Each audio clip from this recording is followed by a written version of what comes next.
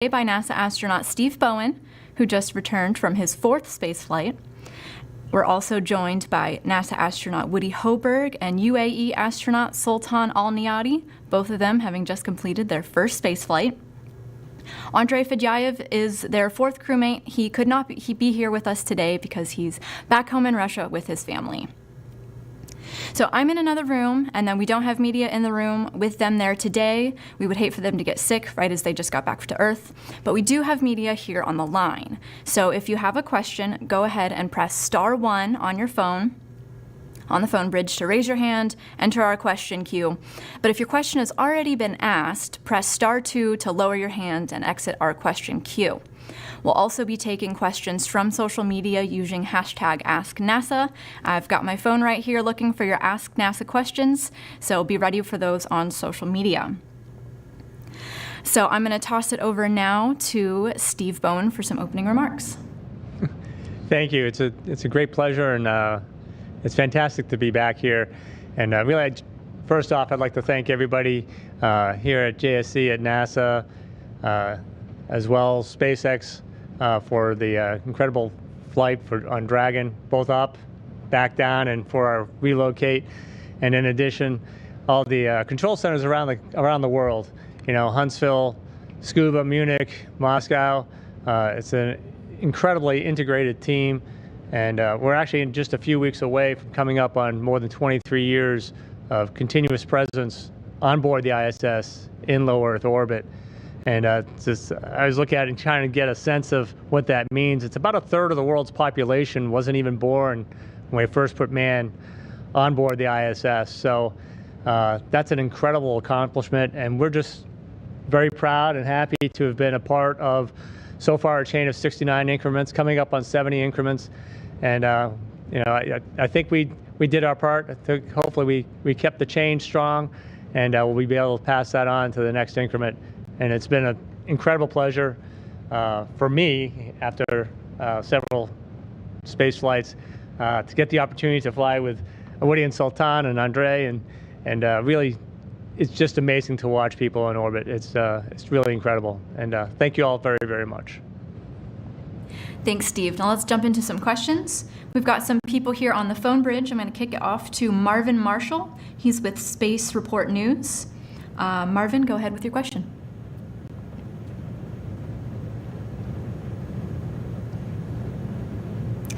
Looks like Marvin has exited our queue. We'll see if we can get him back.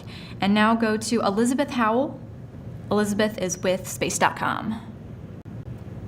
Hello, everybody. Welcome back. I'm glad that you're safe. I wanted to ask a question of Sultan. Are you able to talk a little bit more about the plans for yourself and also for the UAE Space Agency for the human spaceflight program? Because we really enjoyed your tweet saying space, this is not a goodbye. Thank you. Yes, thank you, Elizabeth. And again, it's really nice to be back and meeting with people who supported us throughout the mission. Indeed, our program is continuous. It was announced to be sustainable from the first day.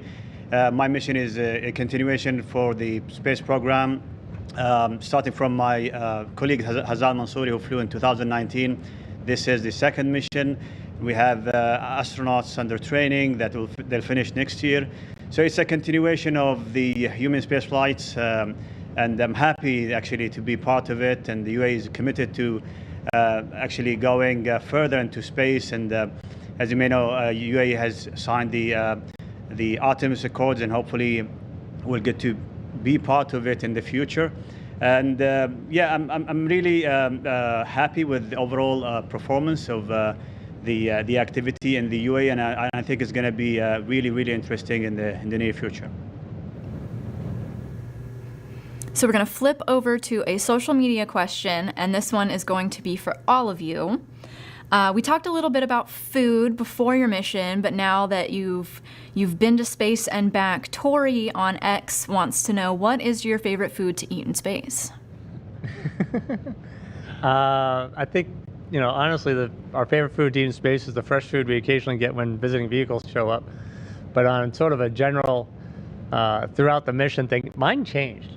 You know, there were certain things I had early on that by the end, I didn't want any more. And toward the end, I think the spaghetti with meat sauce, I think, is what we settled on for me. And Woody, what about you?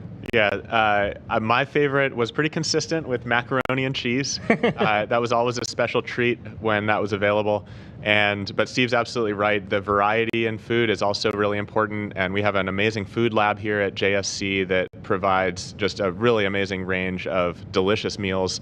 I was a big fan of making tacos, of quite a variety, so all sorts of different filling combinations, and that kept things interesting. I totally agree. We have a big menu. Honestly, we bring food from JAXA, for example, from ESA. We have the standard menu from NASA, and we got to try some Emirati food as well. We did an Emirati night, actually, when we tried some Emirati food. But honestly, 6 months is a long duration when you start to feel bored from a specific food. But again, I have a specific, I would say, food that I really liked right until the end of the mission, which was a mango salad. It was my favorite throughout the mission. All right, thank you to all three of you.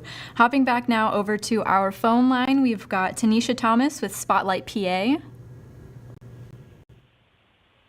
Hi, I had a question for Woody. I saw you brought the terrible towel with you, and so I was just wondering how it felt to see your home state from above and also join plenty of other astronauts who are from Pittsburgh in space. Oh, thank you so much. Yes, it was an honor to continue that tradition. And yeah, it was really fun. It was right from the beginning of getting assigned and realizing it was possible to bring a few small items. I really wanted to bring a terrible towel, just as a lifelong Steelers fan. And seeing my hometown from orbit was amazing. It's amazing how quickly the scenery goes by underneath us, but those familiar landmarks that we've seen so many times. I mean, I could see the Three Rivers just standing out clear as day so many times passing over. So that was really, really fun. All right, Woody, I've got another one for you, but also joined this time with Sultan. We've got a question from Shatadal on X, who asks, how does it feel to be in space for the first time? It was amazing. It's such a dream come true, such a unique life experience. I'm so grateful to have had the opportunity. And it's really wild. I thought a bit about this. Before I flew, obviously, we do so much training and we get ready and we're really well prepared, but there's still an aspect of uncertainty. It's just impossible to know what it's really going to feel like. And it's just such a kind of profound thing. You fly up, you reach second engine cutoff. At that point, you go from about a little over 4 Gs to weightlessness all of a sudden. And from that moment forward, I was just weightless for 6 months.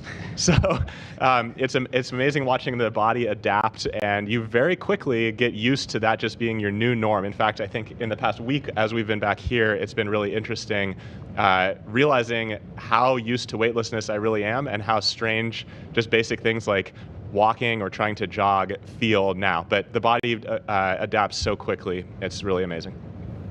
Yeah, I totally agree. I think I was the first one to get out of the seat, and I remember Steve telling me, "You know what to do." I was asked to bring a cabin mic, so I was the first out to get out of the suit. And thanks to the advice that we always get, just to take it nice and easy, which I did. And because again, it's subjective. You don't know what's going to happen, how your body will react to microgravity. You could definitely be sick if you start moving really quickly and a lot of head movement. So I think I took it nice and easy the first few days, and it worked really well. And yeah, 6 months of weightlessness, it was amazing. It was really, really cool, just trying all aspects of physics and trying to just use minimal force to go from one place to another. And we had some competitions, right? I mean, going from a station forward, trying to float without touching any cables or hitting any walls or anything. So it was really fun just trying weightlessness for the period of the mission. All right, switching over to our phone bridge here with Ben Guarino with Popular Science.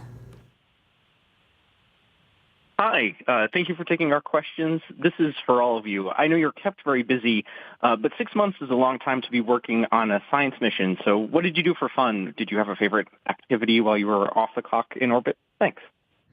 Yeah, I think we all had our individual things that we used to fill that time that was available. We were really busy. I was commenting earlier that we actually had a lot of events and a lot of work to do, and so much of what we did, everything's interesting on board. But when you did have spare time, I spent more time looking out of the cupola without a camera this time, and sometimes just floating around. And really, I really enjoyed just hanging out with the rest of the crew on board. It was just a fantastic crew to spend time with, and that really, I was never ever bored on board. That's for sure. And yeah, the downtime is a fun aspect of the mission. We had a few chess games going on. We had a couple games with mission control, not only here in Houston, but around the world. There were a few chessboards in mission control centers, and we were doing 1 or 2 moves a day. So that was a really fun part of the mission. We also played some games on board. And then I just loved photography. Any chance I got going to either the cupola or what we call the wharf, which is our sort of photo grade window in the nadir portion of the U.S. laboratory. I really enjoyed getting better and better at taking Earth observation photos. Absolutely, I totally agree with you guys, and I think we were lucky enough to have a proper division in terms of the time. So we had a month of science, a month of EVA/Axiom, and then a month of maintenance, and then again a month of EVAs, and then maintenance again. It was really nice actually to have this variety of actions going on. But yeah, in the spare time, definitely going looking down to Earth and trying to capture that and sharing. Honestly, a big part of my mission was just to share everything I do and outreach, talking to students throughout ham radio or direct calls. So again, the engagement of people was a big focus of my activities during off time. So Woody, I wanted to go back to this chess game because it leads to one of our social media questions that we got from Charles on Facebook, who wants to know who won the game. I think we actually came out victorious twice, which it's funny. I'm actually not a particularly good chess player. I really enjoy the game, but we had the whole crew participating from on board, and I think we got lucky a few times. We have the advantage on board of having some continuity of move to move. We kind of know the strategy we're taking, whereas mission control is handing over 3 shifts a day, so they may come up with an idea one shift, and then the next shift has to deal with that and continue executing. So I suspect there was some definite chess firepower available on the ground here, and I suspect if we had had a third game, we might have had our work very much cut out for us. All right, astronauts win. Mission control. Gotta have to try harder next time. We'll go back to our phone bridge here with Mark Carreau with Aviation Week and Space Technology. Thanks. My question's for whomever or each of you. You had a large, broad science agenda, which is not unusual for the crews, but I just wonder, what's your sense of how engaging, satisfying, and motivational it is to pursue all those science and technology projects? It's incredibly engaging, and I think we'll all have an answer to this, but what surprised me is there's just so much. You can't get so wrapped up and focused in any one of the science projects you're working on. You really try, you get in there, you work ahead of time, you study a little bit, make sure you understand what you're doing, get through the procedure, and then right away you're scheduled on to something else, which as I said earlier, I was never ever bored, and it was just, the variety is absolutely amazing, and there's so much science that goes on that we never actually directly interact with, and it's just absolutely amazing to be a part of that. Yeah, it was amazing. The variety is incredible. A couple just small examples that stood out for me as really interesting. We had a facility where we were doing some biofabrication. It's called the biofabrication facility. We actually printed the first section of meniscus ever printed in space, and that facility is now, it actually took kind of some trial and error. There were some setbacks along the way throughout our mission, but by the end we had successfully printed this meniscus. And that facility is now going on to do some cardiac cells and also blood vessels in the future. So that's going to be really cool. Those are structures that with the viscosity of the liquids and the sedimentation and settling that you would have in 1G, you just can't do that on Earth. And so it's kind of a technology demonstration to be able to do these things in weightlessness in low Earth orbit. That was really rewarding to work on. I remember seeing Sultan working on beating heart cells. That was incredible to see. And we worked on one experiment called Capizorb, and that one was really fun because it was just the first time that the team was doing it in space, and it was looking at capillary action of fluids moving through small channels, and just seeing the team's excitement at, seeing things that were almost what they expected but not quite, and getting to work with the team of principal investigators on the ground was honestly really rewarding. There was a real excitement working on that payload. Yeah, I totally agree with you guys, and honestly, the best part of it when you see like the reaction from the scientist. So you'll be in a headphone and you're applying some medication or maybe just moving the samples under a microscope, and then you even like feel their real excitement seeing, as you mentioned, a heartbeat or a tissue. It's really amazing, and you feel how important the mission is, and why do we go to space and why do we explore? Because it's a unique environment to give us an insight for tissues, for example, or any biofabrication or the effectiveness of medication. So it's really amazing, honestly, and humbling to be part of such effort and let's say mission. So it sounds like a whole ton of exciting biology experiments, as much as other disciplines as well going on the space station that you guys got to work on. Thank you for your question. I want to go now to David Curley with the Discovery Channel. Yeah, I need a new meniscus. Thank you for doing the experiment. My question is actually for Captain Bowen. You're a senior astronaut. You grew up in the shuttle era. You've now done commercial crew and long duration. Can you give us some examples of how those experiences were different and changed, and what do you see it for the next 5 to 10 years in the future for future missions? Thank you.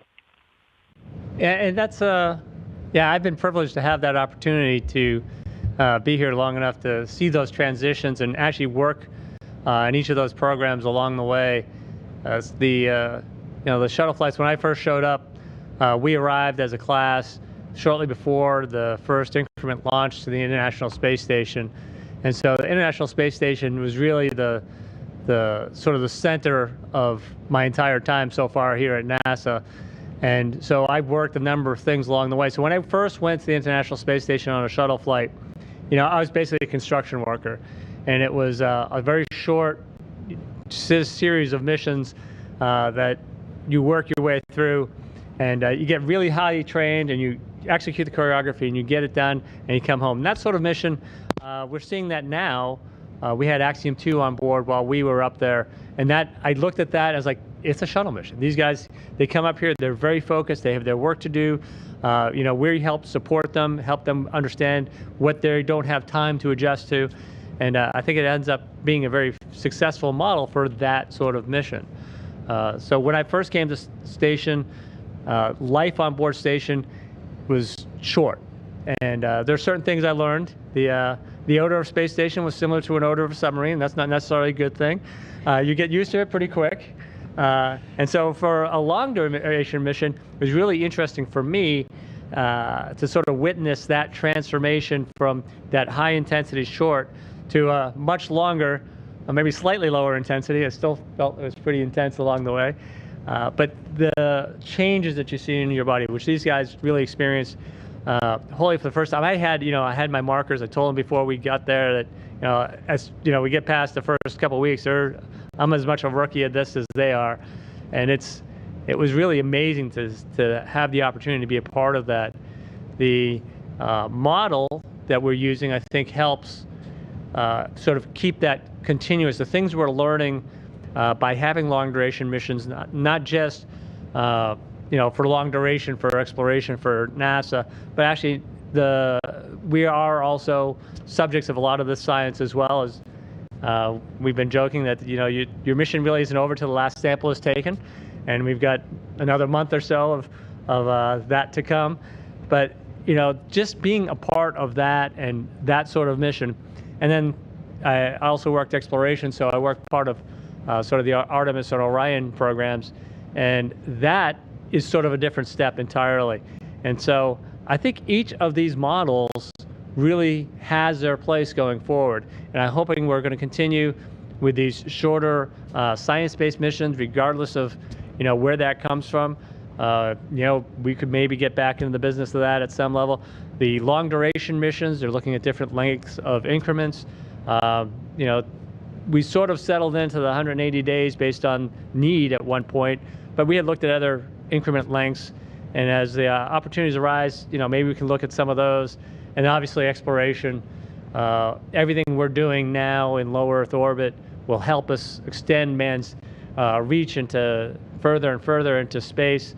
And some of the missions we're looking at, those long durations could be several years, which other than whaling ships back in the 19th century, we really don't have a human model to emulate with, and that's a lot of learning we have to do before we get there. So it's been incredible to watch each of these phases and really be a part of it, and it's really exciting to going forward. It's not 5 or 10 years. I think we're looking at 15 to 20 to 100 years. It's great to be able to project that far into the future. It's really exciting. So I want to talk about the spacewalks a little bit. We've got a question from Shannon on X who wants to know, during an EVA or a spacewalk, are there a few seconds incorporated into the schedule for astronauts to embrace the moment and observe space?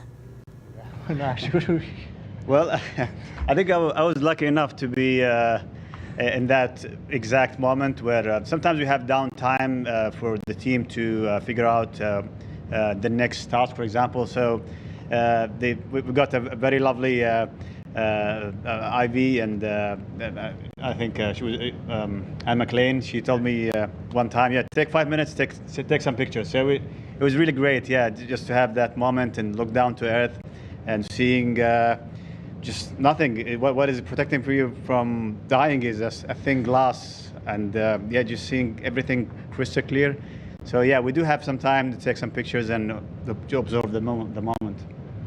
Yeah, I have to call out the training we get here at Johnson Space Center at something called the Neutral Buoyancy Lab. It is amazing how well that prepares you for being in the suit on orbit. That plus just a few weeks spent in weightlessness.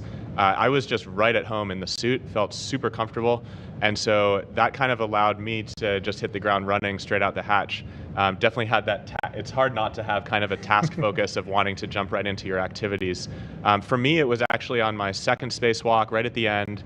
I think they sent Steve off to go fetch an item, and I happened to be back at the airlock just hanging out for a couple minutes. And so right there at the end, I did have some downtime, and I actually turned my helmet lights off, and we were in the night pass. And so I just remember looking out at the beautiful space station structure at night, and I'm really grateful that I took a few minutes there to just enjoy the moment. So we're going to try Marvin Marshall. I know we had some connectivity issues before, but if you've got your question, Marvin Marshall with Space Report News. Hi, my name is Marvin Marshall with the Spaceport News. Thank you again for coming back. Sorry that first try got disconnected there. Welcome back to Earth, Crew-6. We spoke with you guys aboard the International Space Station there and asked if y'all were playing any pranks on each other. And we were just wondering if you guys wanted to talk about any of those pranks or, any other memorable times that you guys had up there. Thank you guys again. And it's an honor to talk with such an amazing crew. Welcome home. Let's see. We installed some new stowage compartments in the airlock. And I may have ended up inside them after install, locked inside, waiting for my crewmates to let me out. So you could have got. Well, I think you could have got. The amazing part is he fit. Yeah, I do remember that time when actually we pointed. You were in, and then we pointed the camera so the ground team can see it. And we opened the door, and there you are, inside the newly installed panel. So yeah, honestly, everything was really nice and cool. No, I would say serious or dangerous pranks, but yeah, we do love to joke and maybe compete with each other. We had just a small night of space games. We compete with each other, and it was really fun just having that capability to play in microgravity. Yeah. So Sultan, I do have another question for you on social media. Abdullah on X says, my question is for Sultan. How does it feel to be written in the UAE's history pages forever? Okay, honestly, I don't think of my mission as something that a record. Records can be broken easily, but the impact, I would love to think of it as a good impact, a good mission. It's really nice to see the youngsters and the community overall just talking about space and why do we go to space, why do we do science in space. So to me that is more important. It's not about a person or a number of days. This is easily can be broken, but when honestly I want to go back and share the experience, share whatever I experienced. I want to answer some questions. I know many people asking a lot of questions. I want to give my perspective to my mission, and I wanted to do that even before arrival. So I was engaging with a lot of people, just answering their questions and speaking their language, or the Arabic language, and trying to explain everything in a very simple and scientific way. So yeah, that is the most important part of me in terms of the impact. I wouldn't think about numbers.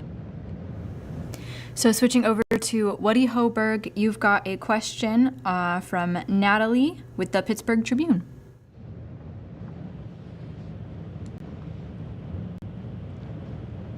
Hi, Natalie. I'm ready for your question. Natalie, are you on the line? Woody. This is for Woody and the rest of the team. After being out in space for 6 months and seeing Earth and the magnificence of space and everything from a totally different viewpoint, now you come back, did it change your philosophy or your perspective on on how to live life in the human race? And any trips back to Pittsburgh at all, Woody? Actually, yeah, I will be back in Pittsburgh in just a few weeks. My little brother still lives there, and I'm looking forward to coming and visiting in not too long. Seeing the planet from space is just incredible. The perspective we have, we're in low Earth orbit, so we're actually only about 250 miles above the surface of Earth. Earth is like 8,000 miles in diameter, so we're actually pretty close to Earth still, but we're just high enough to really get that incredible perspective of just how thin the atmosphere is, and it's just kind of right there in your face how precious and fragile this place is. So I definitely, as somebody who loves the outdoors, I've always felt passionate about protecting this amazing planet we call home, and I only feel more strongly about that after seeing it from low Earth orbit. Thank you for your question, Natalie. So going back over to social media, from Slobodan has a question about the general process of recovery now that you're back on Earth. Can you talk a little bit about that, and what is the average recovery time of a crew after being back from the ISS? Yeah, so as I commented earlier, we've really just started our recovery, and they block off about 6 weeks, and most crew members through the years have commented about 6 weeks. It feels like Earth is normal. It feels like this is where you've always been, this is where you belong. Sort of like space when it took about 6 weeks, and maybe a little bit longer for your headspace. But every crew is different. Everybody's a little bit different. My adjustment this time has been obviously a little bit different than my shuttle recoveries, because I was in space a lot longer and I'm significantly older. So my knees are a little stiffer. I probably could have used the meniscus before we get back. We did have some doctors on board, but I'm anticipating I feel pretty good right now. So we got about 6 weeks, and that's about standard. How are you guys feeling? So. Yeah, it's wild, both directions. Like Steve said, I kind of think of it as a bit of an asymptotic curve. So every day feels a little better, but even after 1 week, I'm maybe 80 or 90% is how I feel right now. And I think even after 2 weeks, I'll probably be feeling close to 100%, but still just a little off. And that matched my experience adapting on orbit too. It's pretty profound, all the just physical changes in the body. Your vestibular system goes through a lot, going from 1G to 0G and then back to 1G. Fluids are shifting in your body because you go from having that kind of gravitational gradient on your blood pressure to not, and now we're back to having that. And it's just, yeah, you really feel it. But it's also amazing how after a couple of weeks, it just feels like your new normal and you're functioning kind of near that 100% level. So similar question, a bit of a follow on another social media question that we have from Nishath. And if you've answered it in its entirety, that's all right. But he is wanting to know if there's any particular striking changes that you noticed after arriving back on Earth. Particularly, are you noticing a change in your taste or the way you've adjusted back to gravity? Well, it felt really, really heavy. Honestly, I was off the straps, and I remember I was the last one to egress the capsule, and I did not notice that I was off strap until the recovery team started to pull me. And I thought, wow, it was only my weight just pressurizing me towards the seat. So yeah, we felt really heavy. Everything feels really heavy, and even I remember Steve handing me a bottle of water. It felt really heavy, like a ton. And I just did not drink it because I didn't want to move a lot. So yeah, and it's amazing how quickly you can get better. It's by the hour. You start moving your arms, and then starting a little bit standing, moving your legs. And yeah, it's amazing how you do recover. Just like, as you mentioned, guys, arriving to space, you adapt really quickly. You come back to Earth, you start to adapt quickly as well. It's not easy. You might have some difficulty walking. You might have motion sickness, but I think, and this is an opportunity to thank everybody in the recovery, starting with the recovery team, the flight surgeons, and everybody in the rehabilitation facilities to make us get back to normal as quickly as possible. So speaking about this adaptability, Samuel on X wants to know, what did you have to adapt to living in space that we could utilize here on Earth? So general advice for adaptability that we can use. I'm not even sure how to actually answer that, because you what sticks out in your brain is the things that you actually had to change to accommodate living in space, and things you had to change back when you get here. But things that might impact how I live on Earth. I think this may just be me, but I try to be incredibly efficient in my home and elsewhere as far as how I put things away, how I pack things, the ability to find stuff, putting things in their proper location. That is a habit. Hopefully I didn't violate it too much on orbit, but I think that's a skill and a habit that you learn, you have to know on the ISS. And I think that's something I'd definitely take with me from that. Is there anything else? Yeah. Awesome. So that was the last question that we had submitted. I know we've talked a lot today about spacewalks, first space flights, favorite moments, favorite experiments. I just wanted to ask one last question to all of you. Is there any last bit of your mission that you want to share with us? I think that as we get the opportunity to go through the photographs and videos and things that we managed to gather on orbit, those things that will be much longer lasting than than our memories, basically. I think there'll be things that we see and will be big reminders and cues, things that we've missed, things that were significant that we may not have had the opportunity to really think about and discuss. I had mentioned earlier I was starting to work through the 3,000 or so, 4,000 emails that we got while we were on orbit that and I was amazed at the amount of things that were accomplished during our mission. Not necessarily by us, but I still get a lot of all the ground emails as well. And so working my way through that, it was just an amazing opportunity to see the team and how much continuous work there was that went into our increment. And there are probably things that we're missing that that we haven't had a chance to really digest and discuss because there's so many incredible contributions from people on Earth, obviously, who to our mission that we can't even really think about or thank at this point, which is unfortunate because it really was an incredible experience. You guys got anything? Yeah, I just want to recognize Frank Rubio. Absolutely. Frank got on orbit expecting to be there for 6 months, and as many folks probably know, there was an issue with his Soyuz vehicle. There was an unexpected coolant leak on the radiator, and pretty far into his 6-month mission, he learned that he would be staying on board for a full year. And actually, Frank just a day or two ago set the American record for duration of a U.S. astronaut living and working in space. So that's really incredible. Frank was there when we got there. We spent 186 days in space, and Frank was there when we left, and he's still there right now.